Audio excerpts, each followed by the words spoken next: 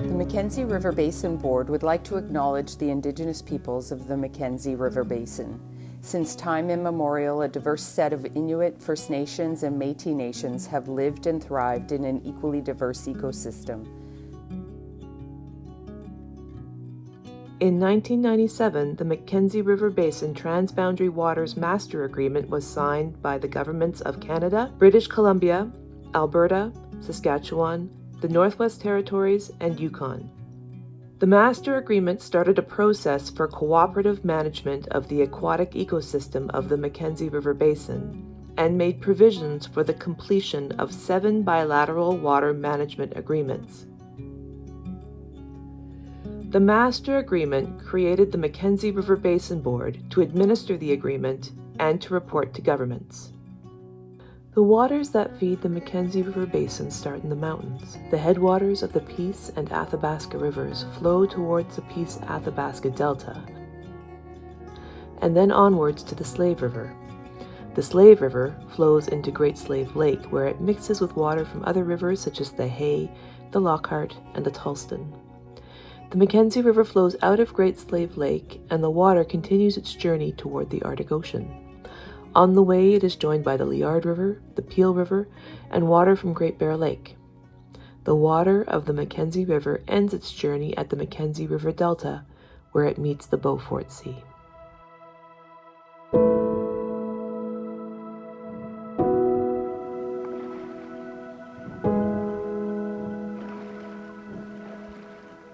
Because our water is everything for us to survive with. If we don't look after it, then who's going to look after it for us? It's up to us, each one of us. We have to respect the water. It's not ours, doesn't belong to the governments or anything, but it belongs to our future generations. And we have to leave a good legacy. Indigenous peoples hold a vast amount of knowledge fundamental to understanding the state of the aquatic ecosystem of the Mackenzie River Basin. Indigenous peoples of the basin and the knowledge and experience that they hold are integral to protecting the basin and ensuring its health for generations to come. And the rivers that collectively become Mackenzie River, Liard River, Keel, Peace River, and Peel River, Slave River, Great Bear River. All those become a place that the board has an eye on.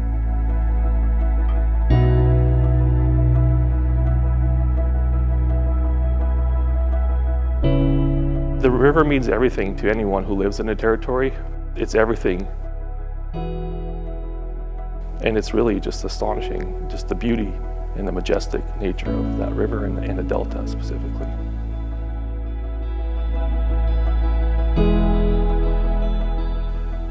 Water is life, and it sustains us in every way. For many people, it's spiritual, cultural importance. And I think in Yukon in particular, we have beautiful lakes and rivers and wetland complexes and glaciers that Yukon is, known for, right? In Yukon, we're headwaters for a lot of our systems, and that places a greater responsibility, for stewardship for us here. If we're not managing water and if we're not doing it effectively, then that has a very profound effect on the livelihoods of people. And we are facing a very uncertain future with respect to ecosystem health, with respect to how we intersect with the land.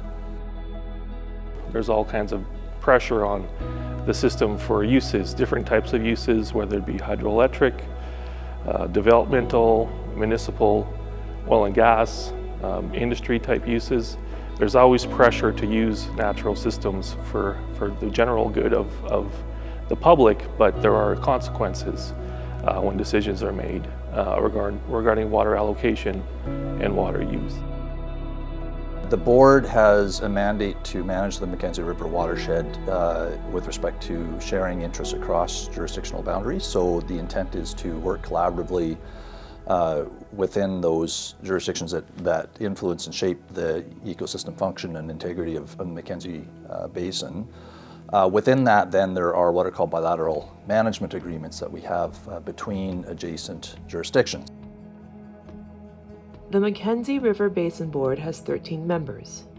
10 members represent the 3 provinces and 2 territories in the basin, with 1 Indigenous and 1 government member from each province and territory. There are 3 federal government members, and they represent Environment and Climate Change Canada, Crown Indigenous Relations and Northern Affairs Canada, and Parks Canada Agency. Anytime you can bring together a group like that over a shared interest, like the Mackenzie River Basin and ecological health, that's a success right there. The board itself, is collectively different people of all walks of life that work in that area. So I think it's a very, very important board to have. It's oversee the environment, the aquatic life, the wildlife. Whatever happened to the water, it relates to the wildlife. So they have a very important role, I think. I think the biggest achievements of the board have been the transboundary water agreements that have been signed interjurisdictionally. They're something that I think needs to be recognized and cherished amongst the different signatories. There's been a number of agreements signed between jurisdictions that are sharing watersheds, and transboundary issues have been at the forefront of those discussions through those transboundary agreement discussions and bilateral management committees.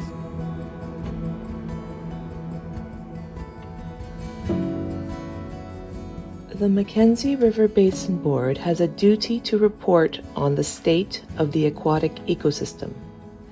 The online State of the Aquatic Ecosystem Report is an evergreen product that includes science and Indigenous knowledge.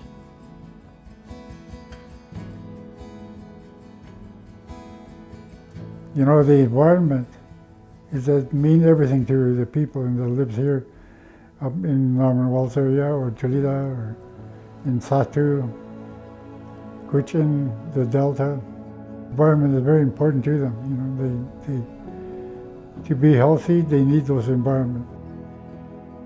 We're putting the 2 knowledge systems and the scientific knowledge, the academics, the people that study these things and write them down in textbooks and learn them in schools and institutions, and along with the people, the trappers and the hunters and the people that are out there that are living in those environments, and bringing those knowledge together and making those decisions together so we can all be accountable.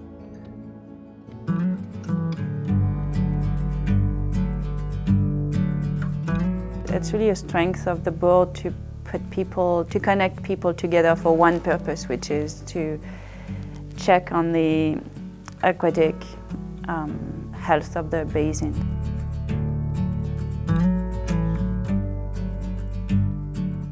The future of the board is continuing those discussions face to face, having everyone together collaboratively talking about the basin, the interests within the basin, and maintaining, the core foundation of the Master's Agreement, which was to maintain ecological integrity. Well, I hope that all of the bilateral water management agreements will be completed. It provides the avenue for more of the technical discussions about what's happening within the basin, what can be done about those things. And braiding that knowledge from that elders and the scientific knowledge, the community members coming together and talking about the common good, to making sure that moving forward that we have that water and we have the fish and animals that depend on it, the quality of that.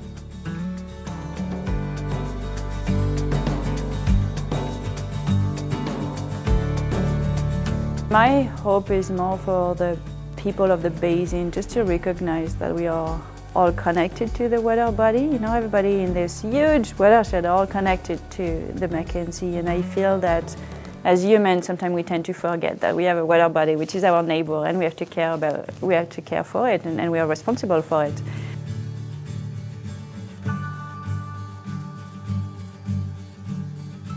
The scale is huge, but the opportunity is really there through partnership and strong collaboration to tackle these immense issues. Instead of being greedy right now and take all and not leaving that you know, what our ancestors left us. And we have to continue to protect in a way that our lands and waters that are out there, that we leave a good legacy for our children. The vision of the Mackenzie River Basin Board is of a healthy and diverse aquatic ecosystem for the benefit of present and future generations.